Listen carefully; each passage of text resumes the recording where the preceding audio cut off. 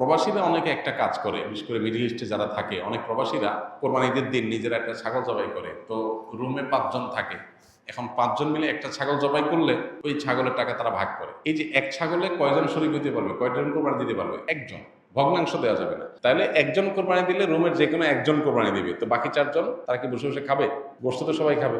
তো এই জন্য তারা 5 জন মিলে ভাগ করে টাকা দেয়। এখানে কারোরই আসলে কোরবানি হবে না, জবাই করা হবে, পশুর গোশত খাওয়া হালাল হবে, কিন্তু কোরবানি হবে না। যদি কোরবানি হতে হয় তাহলে এমন করা যেতে পারে, 5 জন মিলে টাকা দিল একজনকে, দিয়ে বললো ভাই আপনি মুরব্বী মানুষ, বড় মানুষ, বা আপনি যে কোনো কারণে আমাদের থেকে ভিন্নতর, তো এই টাকাটা আমরা সবাই তুলে আপনাকে দিলাম, কোরবানিটা আপনার তরফ থেকে আপনি দেন, সবটা একজন হলো, গোশতটা সবাই খাই। বা এই বছর আপনার তরফ থেকে হলো, পরের বছর আমরা আবার সবাই টাকা পয়সা দিলাম, ভাই আরেকজন হলো, টাকা আপনাকে দিয়ে দিলাম আপনার তরফ থেকেও, কোরবানিটা একজনের হবে। ঠিক একইভাবে গরুতে ভগ্নাংশ, এটার ভাগ এভাবে আপনার শরীক পাওয়া যাবে না, পূর্ণাঙ্গ একটা অংশের শরীক হতে হবে, তারপরে কোরবানি নিষিদ্ধ হবে।